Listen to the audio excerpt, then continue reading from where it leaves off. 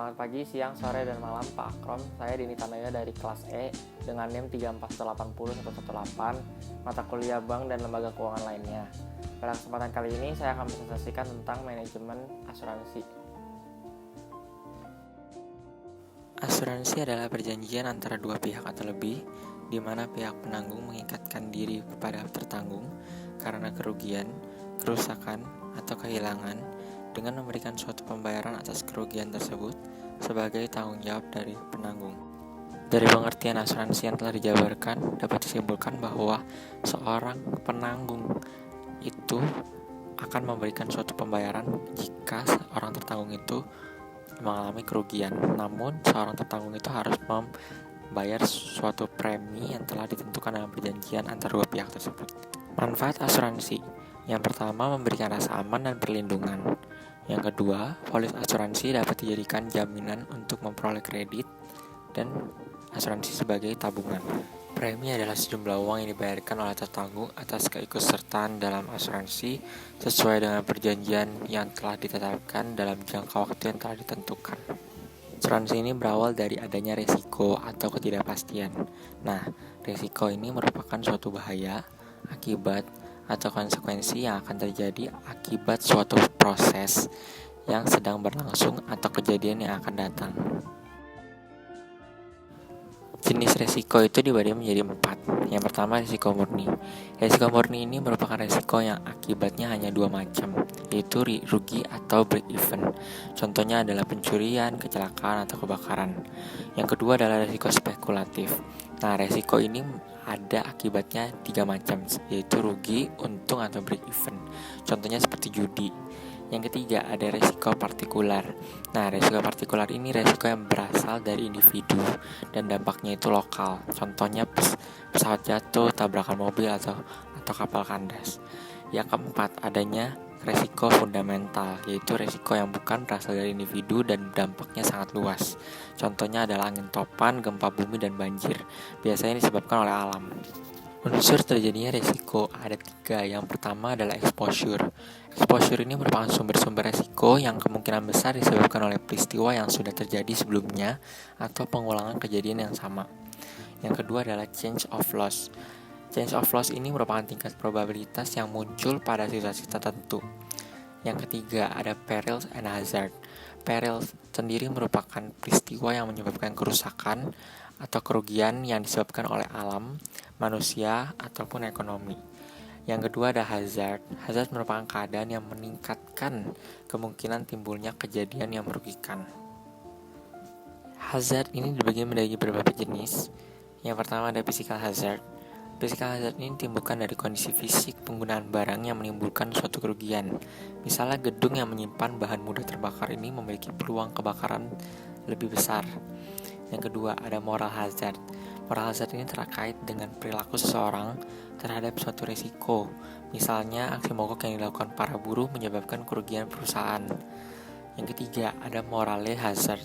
Moral hazard ini merupakan kerugian yang disebabkan oleh sikap berbeda tertanggung karena ada jaminan asuransi. Misalnya rumah yang sudah diasuransikan, sang pemilik menjadi tidak hati-hati dalam penggunaan listrik atau kompor sehingga memungkinkan untuk terjadinya kebakaran.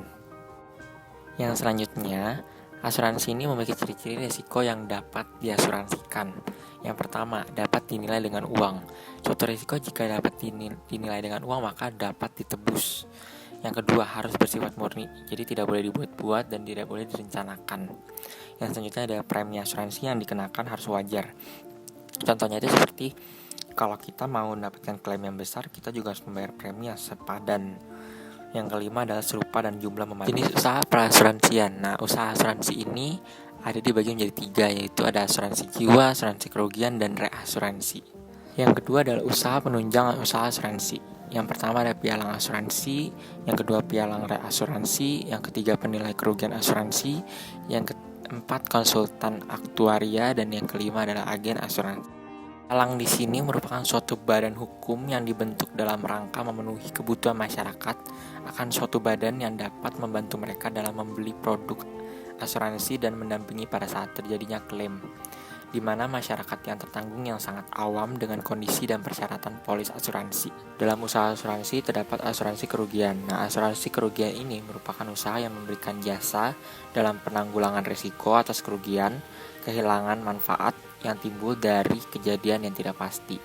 Di Indonesia ini praktek asuransi kerugian ini ada asuransi kebakaran, asuransi pengangkutan. Selain asuransi kerugian terdapat reasuransi. Reasuransi itu merupakan istilah yang digunakan salah satu perusahaan asuransi untuk melindungi dirinya terhadap resiko asuransi dengan memanfaatkan jasa dari perusahaan asuransi lain. Alasan adanya reasuransi yaitu untuk penyebaran risiko. Dalam reasuransi terdapat dua jenis, yaitu reasuransi proporsional dan non-proporsional. Reasuransi proporsional itu di dalam perjanjian terdapat proporsional, misalnya perusahaan reasuransi akan menanggung 40%. Maka jika terjadi suatu kerugian terhadap perusahaan asuransi tersebut, maka perusahaan reasuransi ini akan menanggung sebesar 40% saja. Sedangkan reasuransi non-proporsional ini itu terdapat dalam perjanjian itu terdapat nominal yang akan ditanggung oleh perusahaan reasuransi tersebut jika perusahaan asuransi terkena kerugian. Kemudian ada asuransi jiwa. Nah, asuransi jiwa ini merupakan salah satu jasa yang diberikan oleh perusahaan asuransi dalam penanggulangan resiko yang dikaitkan dengan jiwa atau meninggalnya seseorang yang dipertanggungkan. Perusahaan asuransi memberikan santunan kepada yang tertanggung yang meninggal, memberikan dukungan kepada tertanggung yang selamat dari kecelakaan. Di dalam asuransi ini terdapat ada dua, yaitu unit link dan asuransi konvensional. Nah, dalam unit link ini memiliki banyak sekali ciri khas, yaitu ada biaya administratif yang mahal dan terus dibebankan selama asuransi masih aktif. Yang kedua, menggunakan metode bid offer dalam menentukan biaya alokasi premi. Yang ketiga, ada biaya akuisisi yang lebih besar pada tahun pertama. Yang keempat, ada biaya pengelolaan investasi. Yang kelima, ada biaya unit link premi tunggal. Sehingga jika nasabah ingin melakukan cuti premi atau dalam pembayaran premi dalam tahun-tahun berikutnya, maka asuransi tersebut dapat terus berjalan karena uangnya bisa diambil dari unit link. Sedangkan kalau asuransi konvensional ini memiliki beberapa kriteria, yaitu tidak mengandung unsur investasi atau unit link, sifat asuransinya dijamin, masa dijaminnya hanya terbatas dalam jangka waktu tertentu saja. Jadi jika nasabah sudah tidak membayar lagi, maka asuransi tersebut sudah tidak aktif. Yang selanjutnya dapat mengeluarkan dana keperluan untuk berbagai keperluan tertentu, misalnya dana pensiun, education. Yang terakhir ada asuransi syariah. Asuransi syariah ini adalah usaha saling melindungi dan saling tolong-menolong di antara sejumlah pihak melalui investasi dalam berbentuk aset yang memberikan pengembalian.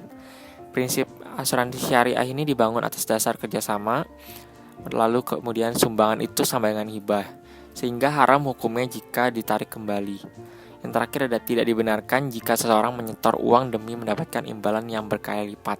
Karena jika seorang nasabah terkena musibah, maka uang yang akan didapatkan adalah menurut izin yang diberikan oleh jamaah. Sekian presentasi dari saya, mohon maaf jika ada salah kata. Semoga Bapak sehat-sehat selalu dan terima kasih atas waktunya.